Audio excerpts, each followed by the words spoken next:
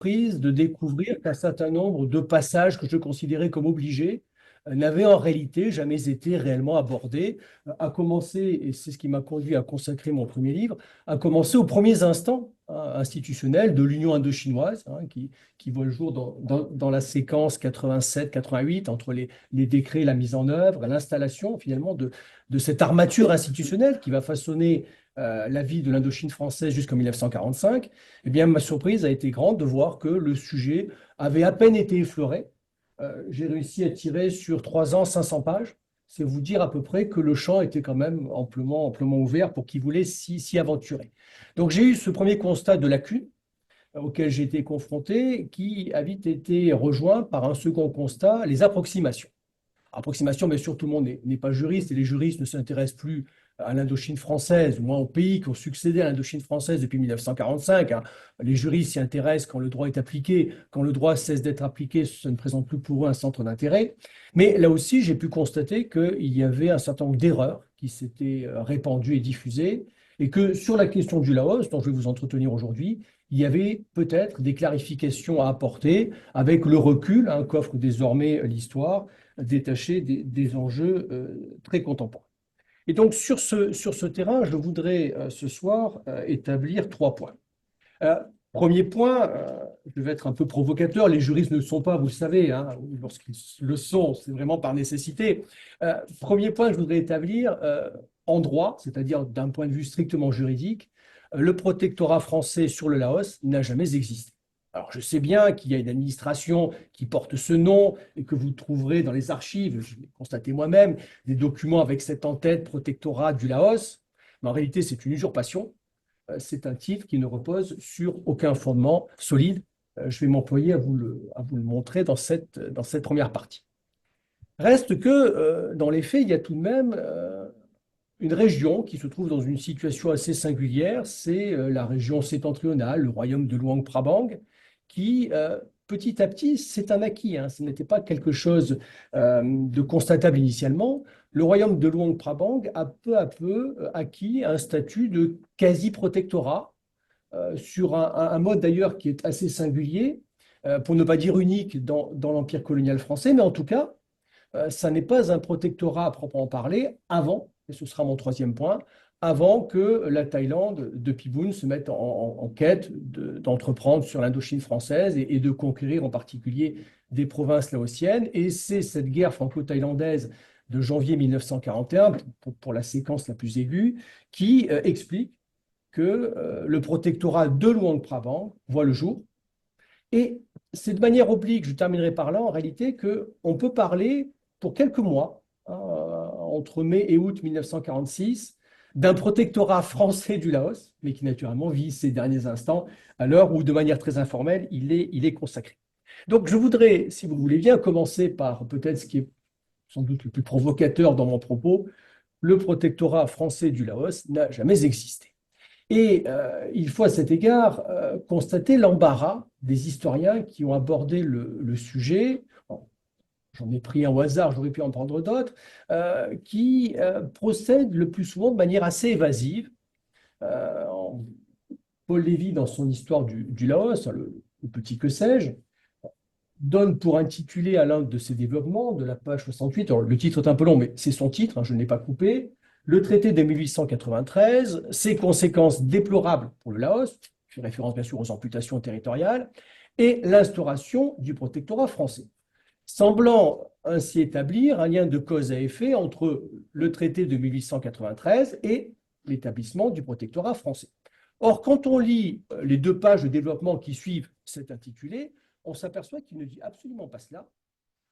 Il ne dit d'ailleurs pas grand-chose pour articuler le traité de 1893 et le protectorat français du Laos. Et il le pouvait difficilement parce que quand on revient au texte, et c'est ce que j'ai fait, quand on regarde le texte du traité du 3 octobre 1893, on peut y lire dans son article premier, les autres sont beaucoup moins intéressants, le gouvernement siamois renonce à toute prétention sur l'ensemble des territoires de la rive gauche du Mékong et sur les îles du fleuve. Il n'y a pas question Laos. Le mot est d'ailleurs, le nom est d'ailleurs absent du traité lui-même.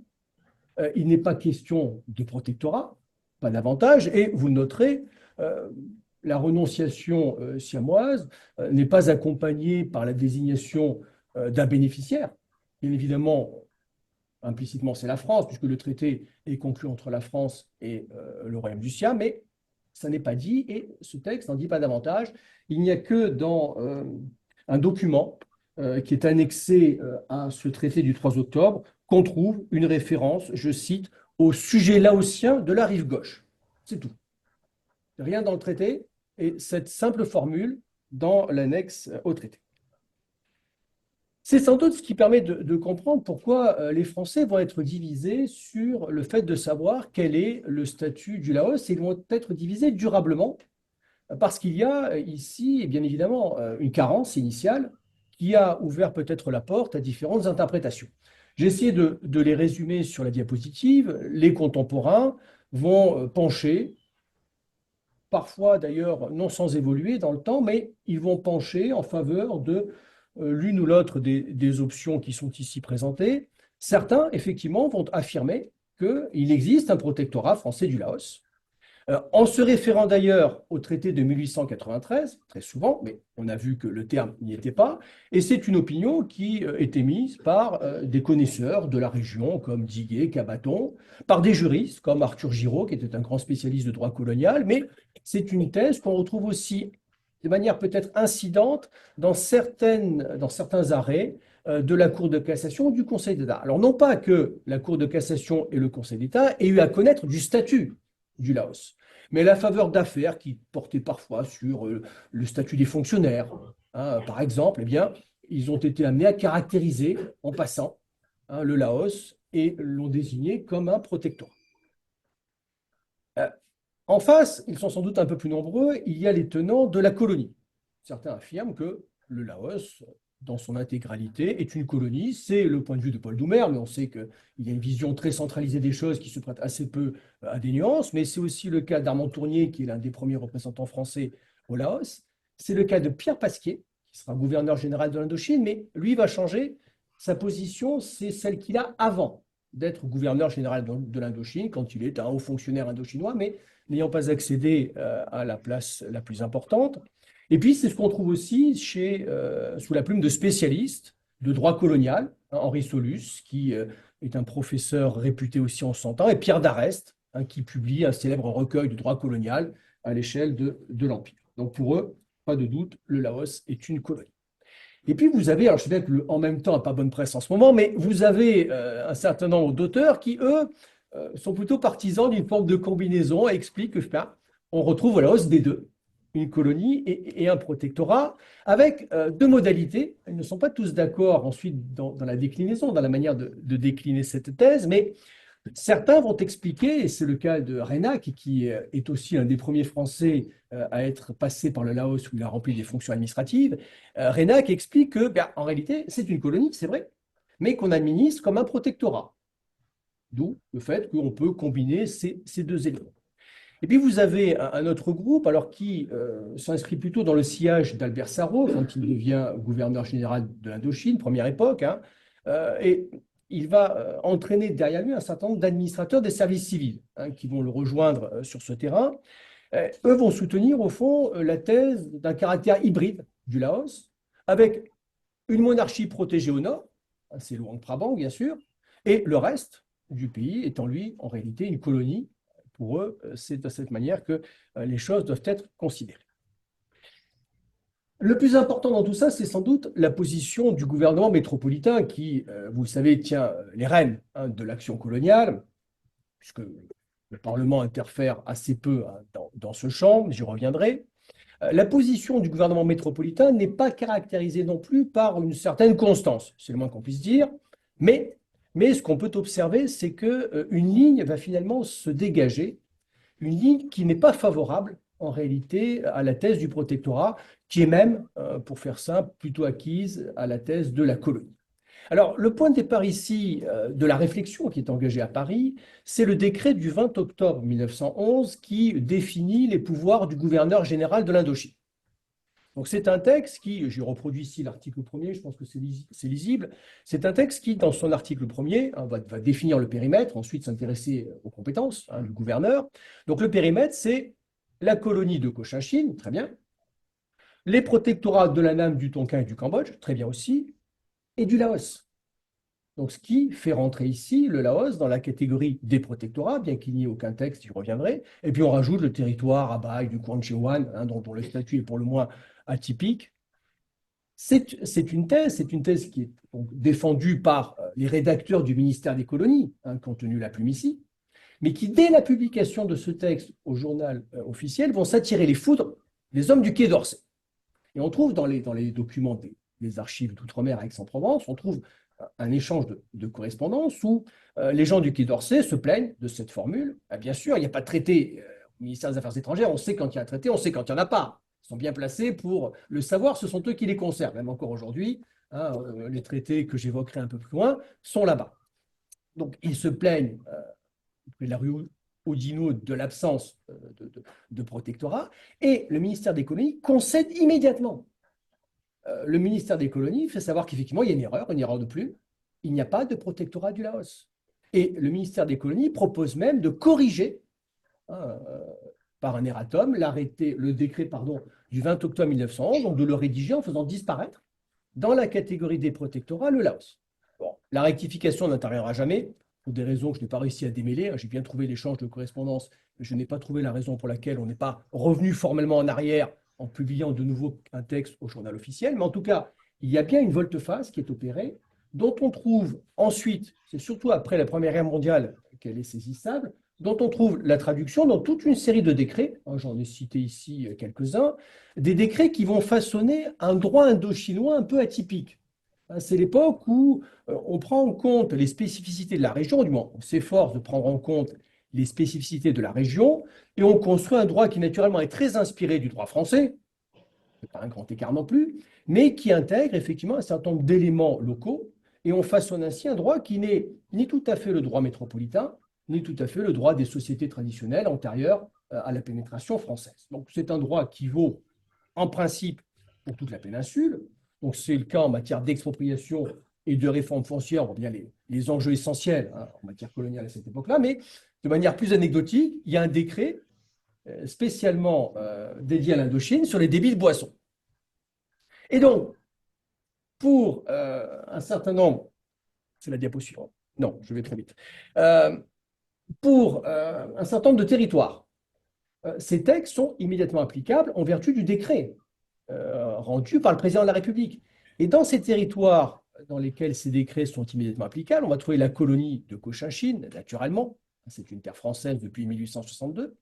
On va trouver les concessions d'Hanoï, Haiphong et Touran, qui sont considérées aussi assez rapidement comme des terres françaises, sur lesquelles la France exerce une souveraineté directe. Et on va trouver le Laos. Ailleurs, lorsqu'il s'agira notamment, au moment de l'introduction des décrets de la réforme foncière, ailleurs, lorsqu'il s'agira de faire passer dans l'ordre juridique indigène, excusez la formule, c'est celle des juristes coloniaux, lorsqu'il s'agira de faire passer dans l'ordre juridique indigène ces dispositions indo-chinoises, on le fera par l'intermédiaire des monarques protégés. La réforme foncière de 1925 est introduite au Tonkin en 1940 par une ordonnance royale de Baodaï. Donc, vous voyez, pour le Laos, on ne s'embarrasse pas de ce type de précaution. On rend le texte immédiatement applicable. Hein, si vous avez le loisir, bon, c'est assez ingrat comme littérature, mais de regarder au journal officiel de la République française, 1925, ces décrets sur la réforme foncière, vous verrez applicable à l'Ocochinchine, applicable au Laos et applicable aux concessions françaises d'Hanoï, Haiphong et Touran tout de suite. Donc voilà, on voit bien se dessiner dans l'esprit du législateur colonial, finalement, cette division bipartite des territoires indochinois entre, d'un côté, les terres sur lesquelles la France exerce une autorité directe, et de l'autre, celles qui sont soumises au régime du protectorat. Pourquoi n'y a-t-il pas de protectorat? Eh bien, pour une raison très simple, si on veut considérer ici les termes de manière plus étroite, parce que un protectorat suppose d'abord un traité, c'est-à-dire un acte formel, avec derrière, pour ce qui concerne la France, une procédure de ratification qui suppose un vote des deux chambres, au terme duquel vote le président de la République par décret va ratifier au nom de la République française le traité en question. Et puis, bien évidemment, dans la relation, il faut un État protecteur et un État protégé. Or, les deux choses qui font ici défaut quand on est confronté au Cambodge de la conquête française, au Laos, pardon, de la conquête française, c'est qu'il n'y a pas de traité, vous le chercherez en vain, et il n'y a pas non plus d'État protégé. On sait qu'au moment où les Français s'installent sur les rives du Mékong, eh bien, le pays est divisé. On évoque parfois trois principautés, Champasak, Vientiane, Luang Prabang, mais au fond, la seule qui semble réellement subsister, c'est Luang Prabang. On a un peu oublié les deux autres, même si on fera travailler ceux qui ont des prétentions à la couronne des deux autres dans l'appareil colonial, c'est vrai, mais on a un peu tendance à l'oublier. Alors, on va parfois essayer de euh, contourner la difficulté en utilisant la thèse de la substitution, de la subrogation. Ce sont des termes un peu compliqués d'un point de vue juridique, mais l'idée, c'est ici que la France, en s'installant en Extrême-Orient, a pris la suite. Elle a pris la suite, certains le disent, du Siam. Au fond, le traité de 1893 doit être interprété comme le fait que le Siam s'est effacé au profit de la France. C'est un peu tiré par les cheveux juridiquement parlant.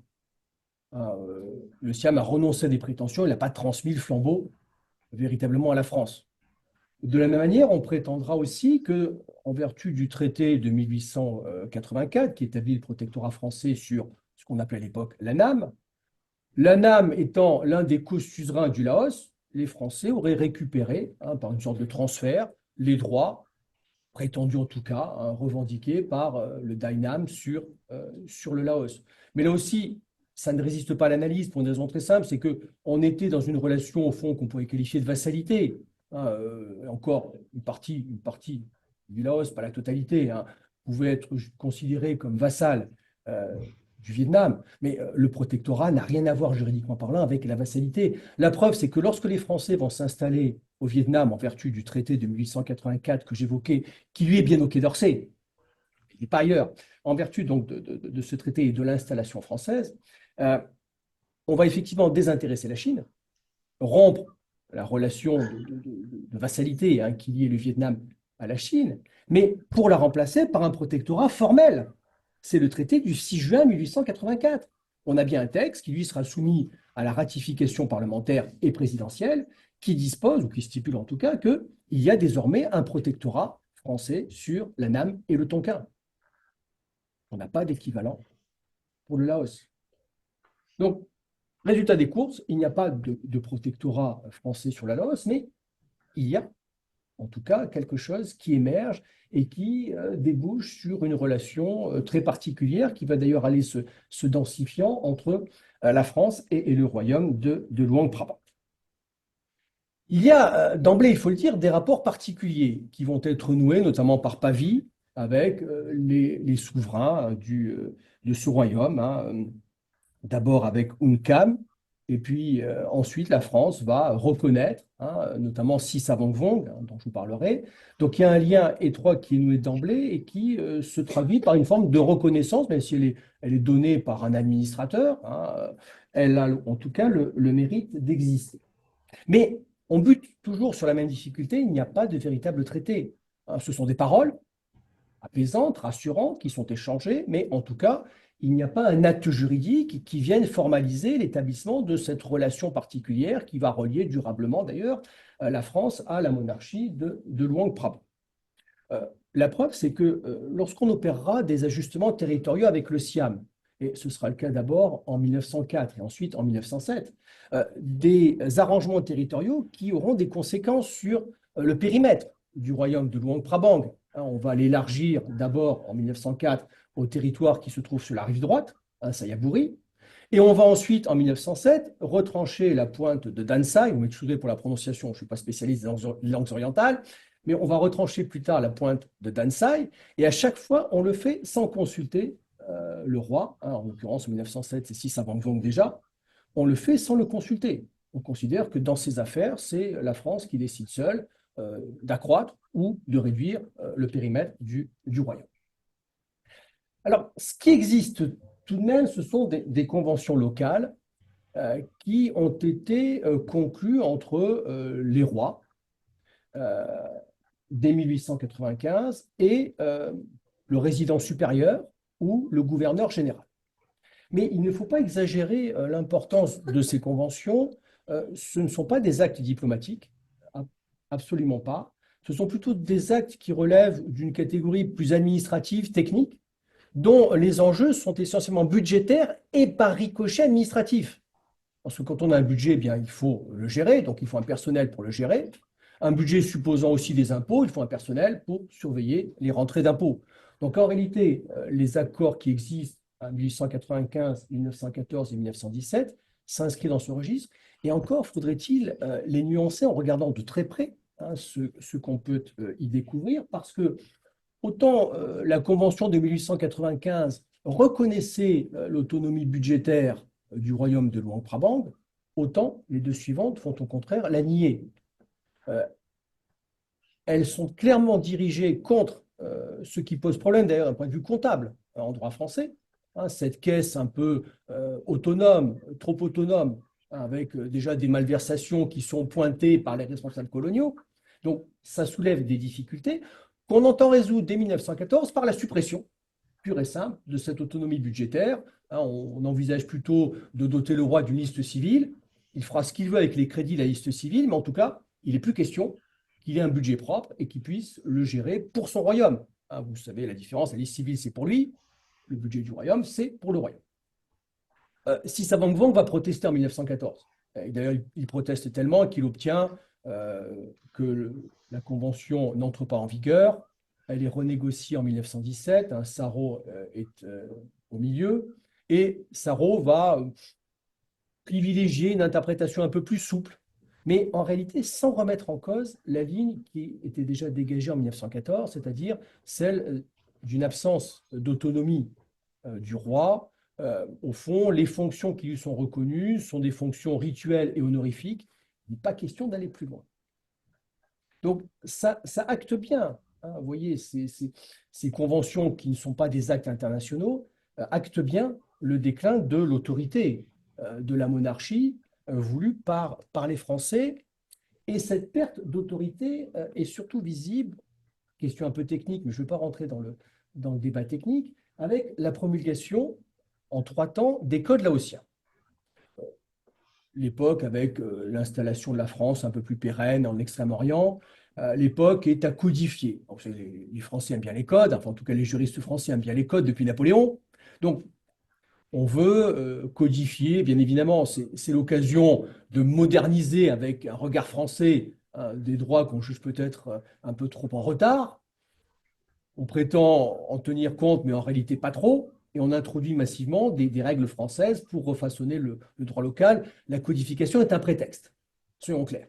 Et d'ailleurs, la codification, je vais évoquer 3 épisodes. La plume est à chaque fois tenue par un magistrat français qui vient souvent de Saigon, qu'on envoie en mission au Laos, avec pour tâche de rédiger les codes. Alors parfois, effectivement, il prend un tâche avec les notables pour avoir un peu leur avis, mais c'est bien souvent du droit français pur et dur qu'on va retrouver dans les codes en question. Mais c'est la raison de leur échec, je vais y revenir, mais plutôt que de se focaliser sur l'échec, ce qui est intéressant, c'est de voir comment ces codes sont promulgués dans le Laos. Première époque, première série de codes, 1908, on fait le choix d'une promulgation conjointe. C'est-à-dire qu'on promulgue pour le Laos méridional, pour faire simple, on promulgue par une décision du gouverneur général de l'Indochine, et pour le royaume de Luang Prabang, c'est le roi auquel on fait endosser une ordonnance qui rend exécutoire dans le territoire de son royaume les codes en question. Sauf que les codes sont tellement inadaptés qu'on ne peut pas les mettre en œuvre.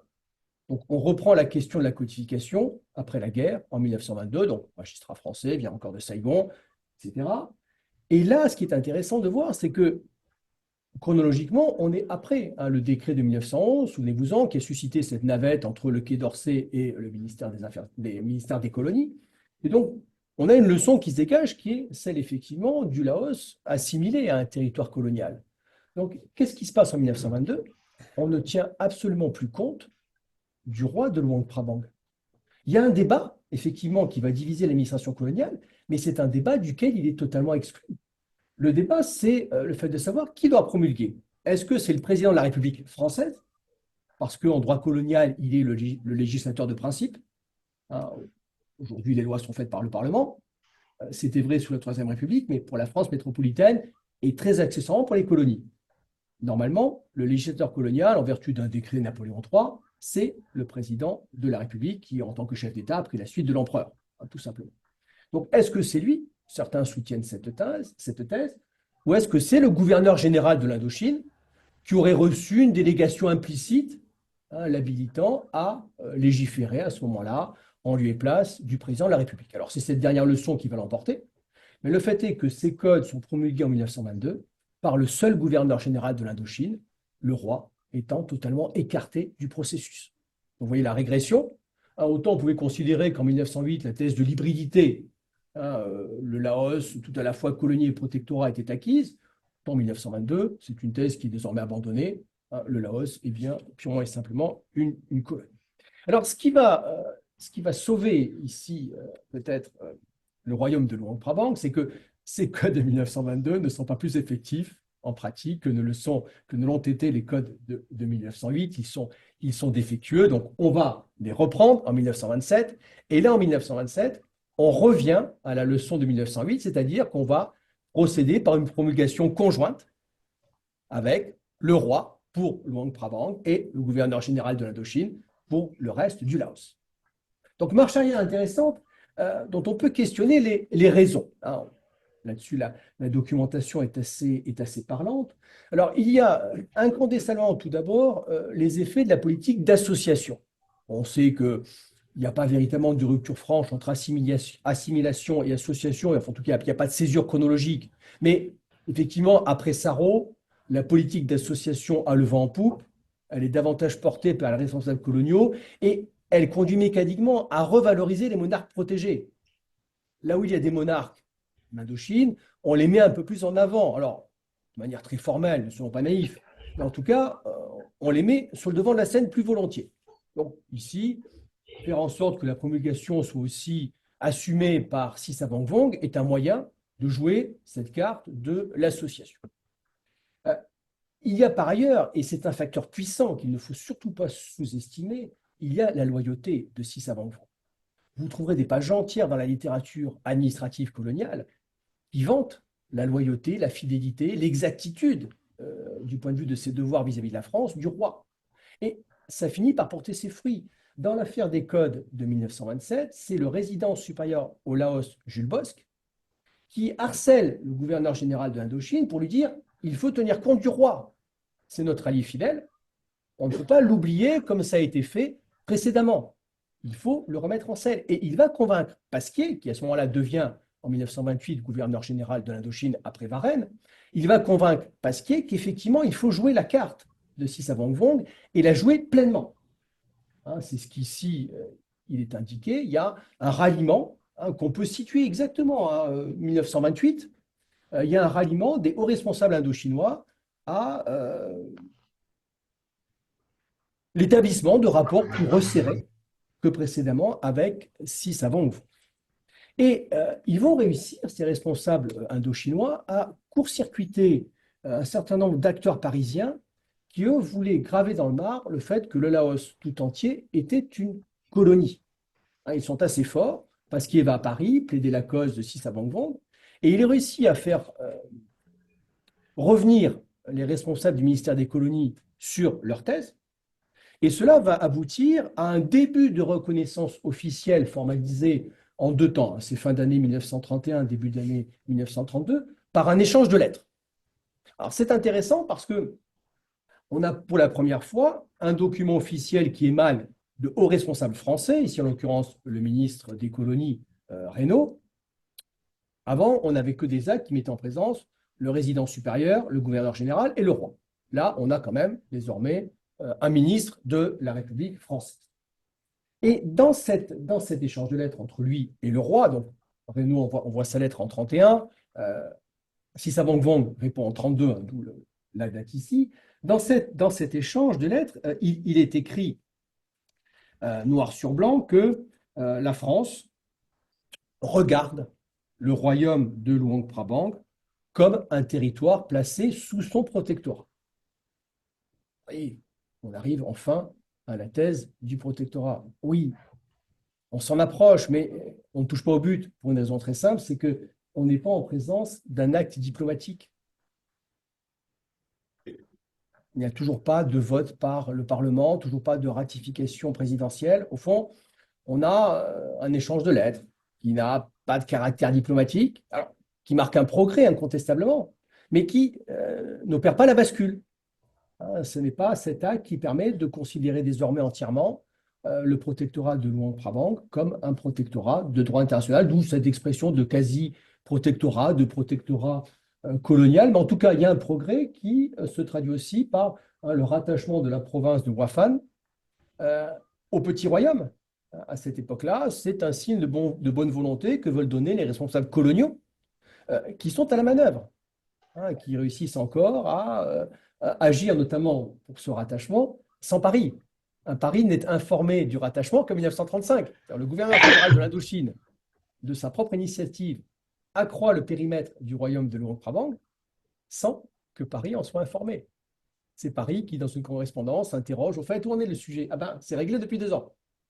Voilà, donc c'est pour vous dire que on est très loin, malgré tout, ici, d'une prise en charge qui émanerait du plus haut niveau et qui nécessairement nous conduirait à ce moment-là sur le terrain de la diplomatie, avec peut-être un D majuscule. Donc, il y a un progrès, mais un progrès qui n'est pas décisif. Au fond, on pourrait considérer que à ce stade, le royaume de Luang Prabang est dans la même situation que Wallis et Futuna avant 1959. Il viendra l'idée de personnes de les considérer comme des protectorats. C'était des quasi-protectorats, et c'est bien ici ce qui se vérifie. Mais en tout cas, le modus vivendi qui est trouvé avec ce début de reconnaissance satisfait Sisavongvong. Hein, à ce stade-là, il est content de la formule qui a été trouvée. Elle marque au fond une forme de singularité. Elle le rapproche des autres monarques protégés. Le chemin n'est pas entièrement parcouru, mais n'est pas entièrement parcouru, pardon, mais c'est un mieux. Mais ce qui va être décisif dans l'établissement d'un véritable protectorat sur le royaume de Luang-Prabang, c'est, on l'a évoqué tout à l'heure, la guerre franco-thaïlandaise de 1941. Je ne vais pas rentrer ici dans les détails, mais on sait que cette guerre est motivée, surtout après le coup d'État de 1932 au Siam, enfin la monarchie absolue. Cette guerre est motivée par l'irrédentisme. Hein, les Thaïlandais, les anciens Siamois, entendent récupérer des terres qui leur ont été injustement enlevées par la France et arbitrairement rattachées au Laos pour les unes, au Cambodge pour les autres. Hein, donc il y a un discours qui monte en puissance auquel adhère le dictateur thaï Phibun dès qu'il est au pouvoir et qui se traduit après la débâcle française de 1940 par une opportunité. Hein, la France a assez peu de troupes disponibles en Extrême-Orient, qui n'ont pas en tout cas la capacité de résister à une armée thaïlandaise qui est plus nombreuse, mieux équipée, conseillée par les Japonais, et qui effectivement, sur le terrain, dès que le conflit est engagé, va remporter quelques victoires, notamment les Thaïlandais réussissent à conquérir Sayaburi et la partie occidentale de la province de Champasak. Ils pénètrent, mais ils ne franchissent pas le Mékong. Hein. Ils pénètrent aussi légèrement au Cambodge. Les Français vont tenter une contre-offensive malheureuse le 16 janvier 1941. Bon, c'est un échec, mais les Thaïlandais sont incapables de réagir. Hein. Les Français, effectivement, n'ont pas progressé, mais les Thaïlandais vont adopter plutôt une posture attentiste. Ils craignent hein, désormais qu'il y ait une nouvelle réaction française qui les mettrait en difficulté. Et ce n'est pas sur terre que cette réaction va se produire, c'est sur mer. Et je vais insister un peu là-dessus parce que encore aujourd'hui, les Thaïlandais sont convaincus qu'ils ont remporté la bataille navale de Ko Chang. C'est un désastre pour eux. Hein, ils perdent 3 ou 4 de leurs meilleurs bâtiments construits dans des usines japonaises ou italiennes, alors que les Français rentrent à Saigon indemnes. Hein, on parle de quelques assiettes brisées, mais c'est le souffle des canons hein, qui aurait provoqué ici des dégâts. Mais au-delà de l'anecdote, c'est un épisode intéressant parce que c'est cette défaite qui est connue tout de suite à Tokyo qui va pousser les Japonais à intervenir. Parce que les Japonais envisagent effectivement, ils ont commencé à s'installer en Indochine, mais vous le savez, c'est une présence militaire, ce n'est pas une présence politique. Ils ont commencé à s'installer un peu par la force en Indochine. Ils aimeraient bien aussi pouvoir traverser pacifiquement la Thaïlande pour entreprendre sur Singapour et sur la Malaisie britannique. L'affaire leur serait facilitée.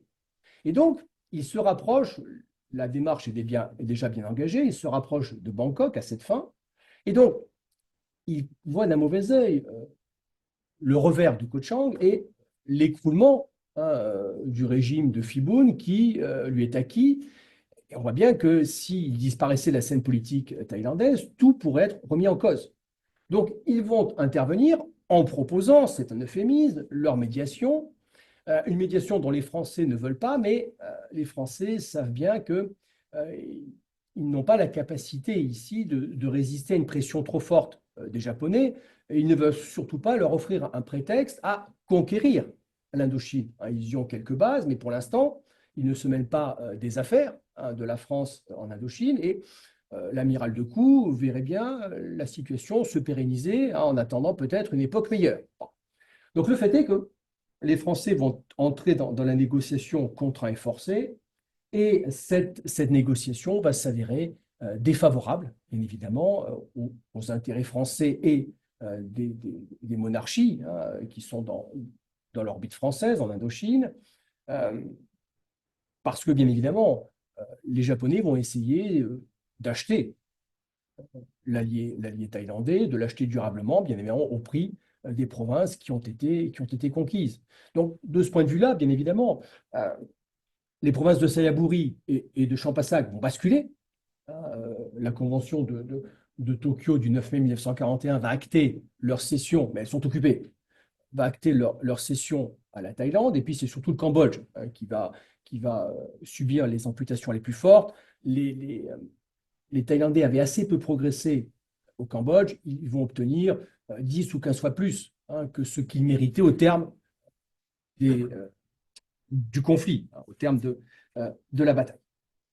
Mais en tout cas, cette amputation, pour ce qui concerne le Laos, et en particulier le Sayaburi pour le royaume de Luang Prabang, va beaucoup affecter Sisavangvong.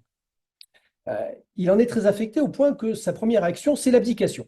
Il fait savoir à l'amiral de Cook qu'il va abdiquer. Au fond, la présence de l'ennemi héréditaire, ce sont ses termes, aux portes de sa capitale, lui est insupportable. Il fait savoir qu'il entend abdiquer. Et puis sans doute, travaillé par son fils, travaillé par le résident supérieur de l'époque, il fait marche arrière et écrit à l'amiral de Cook pour lui demander, je cite, c'est la formule employée, un acte réglant le statut légal du royaume et de ses frontières.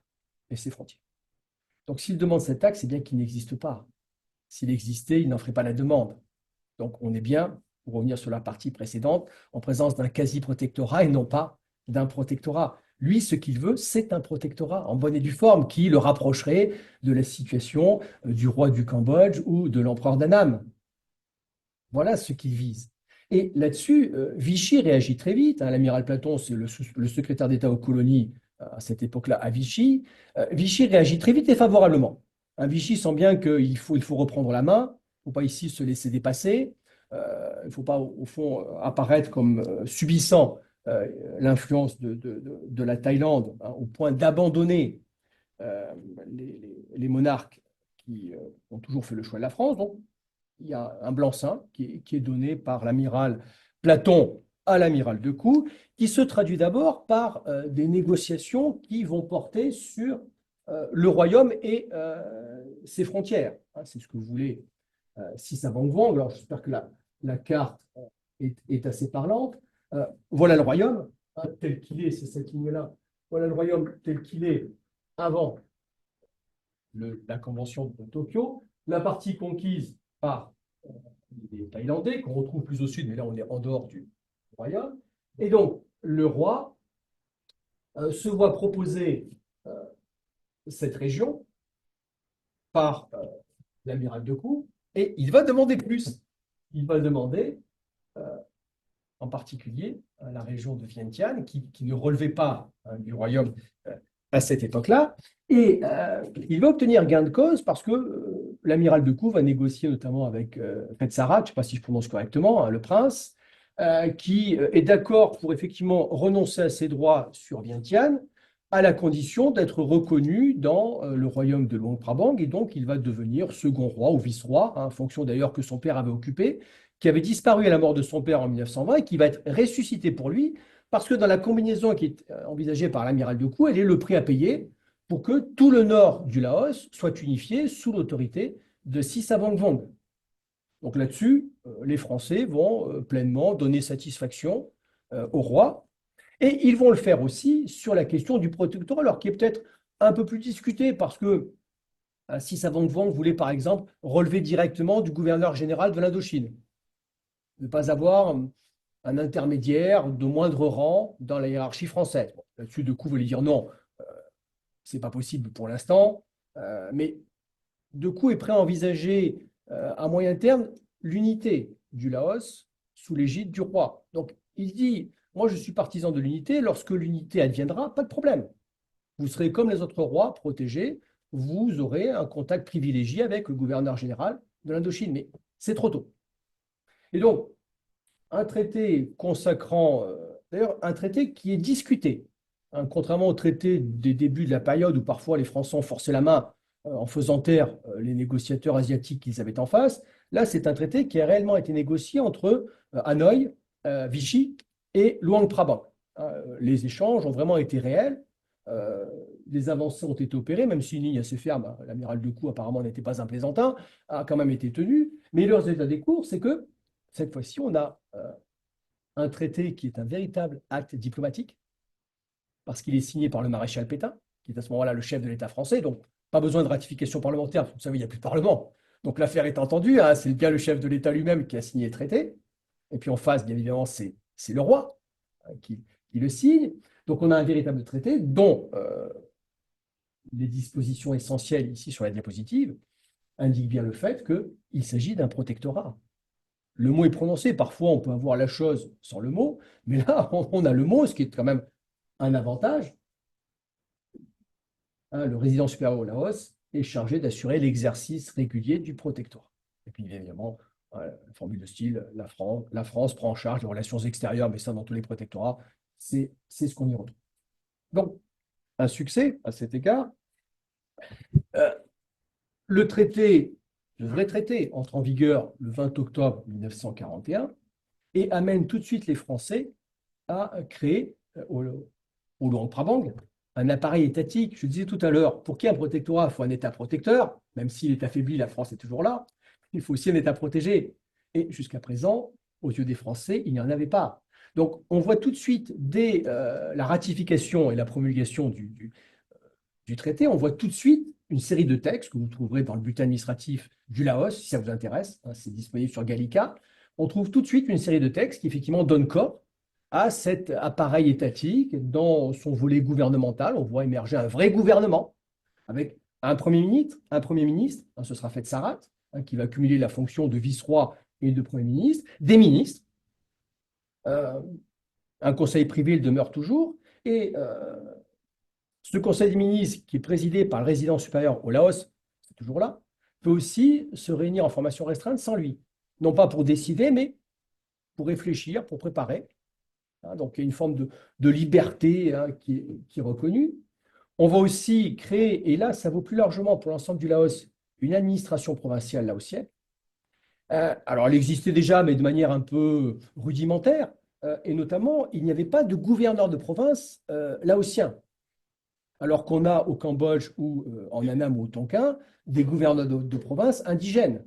Hein, les Tong Doc, par exemple, pour le Vietnam, hein, ce sont des Vietnamiens qui ont le rang de gouverneur de province. On n'en avait pas pour le Laos, on en crée, hein, histoire, bien évidemment, de rapprocher la situation du Luang Prabang avec la situation des autres monarchies protégées, avec, je l'ai dit tout à l'heure, l'idée qu'un jour ou l'autre, le Luang Prabang absorbera l'intégralité du Laos. Donc, on anticipe un peu les choses, hein, en installant partout une administration homogène qui se prêtera ensuite plus facilement à l'absorption, hein, lorsque le moment sera venu.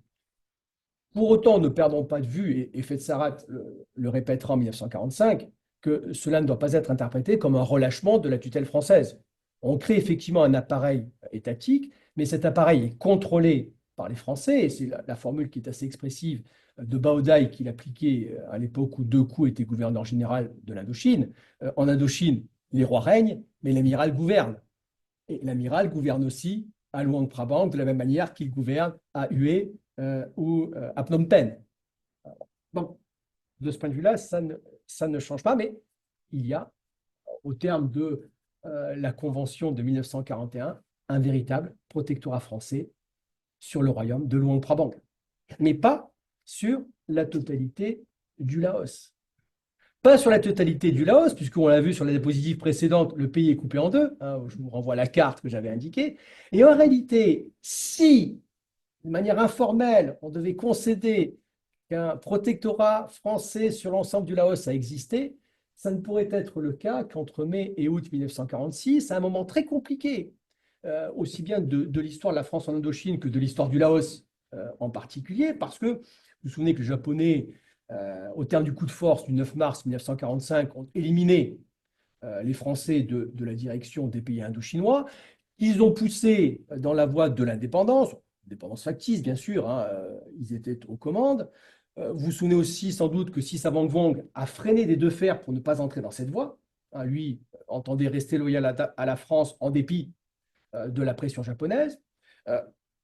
Il n'a dû concéder que vraiment après la prise de Luang Prabang par les Japonais, l'indépendance. On sait que Fetsarat, lui, est entré tout de suite dans cette démarche indépendantiste et qu'il a voulu placer cette démarche d'indépendance sous le signe d'un Laos unifié, réuni, sous une seule autorité, la sienne. Alors, nominalement, pendant quelque temps, celle de Sisavangvong, mais en réalité la sienne. Il joue à ce moment-là une carte qui est très personnelle. Mais l'histoire est tellement compliquée que Fetsarat est contrainte de s'effacer. Euh, Sisavangvong, lui aussi, va être contraint à quitter nominalement le pouvoir hein, dans le cadre des conflits qui marquent le début de la naissance du mouvement Laoïsara. Et en réalité, ce qui va se produire, c'est que lorsque Sisavangvong revient au pouvoir, en avril 1946, les Français reprennent pied. Hein, les Français, d'ailleurs, vont se réinstaller hein, au Laos, hein, aidés d'ailleurs par une bonne partie des Laotiens. Et le 15 mai, une fois qu'il a la coup des franches, une fois qu'il a les coups des franches, Sisavangvong va déclarer qu'il revient à la situation de droit résultant du traité de 1941. C'est-à-dire que pour lui, le protectorat qui avait été conclu avec le maréchal Pétain est de nouveau en vigueur. Luang Prabang est de nouveau un protectorat français. Mais comme dans l'intervalle, d'une part, Fetsarat a réuni tout le Laos sous l'autorité nominale du roi avant de quitter le pouvoir, je vous le disais. D'autre part, le général de Gaulle, voyant aussi en octobre 1945 les difficultés auxquelles la France était confrontée, a décidé de proposer la partie méridionale du Laos à Sisavangvong. Lorsqu'il prend cette décision en mai 1946, en réalité, le Laos s'est unifié de fait sous son autorité. Et donc, c'est parce qu'on remet en vigueur le traité de 1941, mais qu'on l'applique à un royaume de Luang Prabang qui couvre désormais la totalité du Laos, qu'on peut parler, de manière un peu oblique, je vous le concède, qu'on peut parler d'un protectorat français du Laos, id extenso, cette fois-ci. Mais de manière très brève, parce que le retour des Français dans une période où la décolonisation a commencé, soyons clairs, ne permet pas de pérenniser la formule archaïque du protectorat. Il va falloir imaginer autre chose, notamment pour faire face aux turbulences auxquelles la France commence à être confrontée côté vietnamien. Et donc, on va s'acheminer vers la conclusion du modus vivendi du 27 août 1946, qui acte la transformation du royaume du Laos sous l'autorité de Sisavangvong en État associé. Le processus se poursuivra ensuite et il aboutira, vous le savez, en 1949 et en 1953 à l'indépendance affirmée du Laos, reconnue. Et donc, à ce moment-là, la page du protectorat très éphémère aura été définitivement tournée. Voilà, je vous remercie. Merci bien.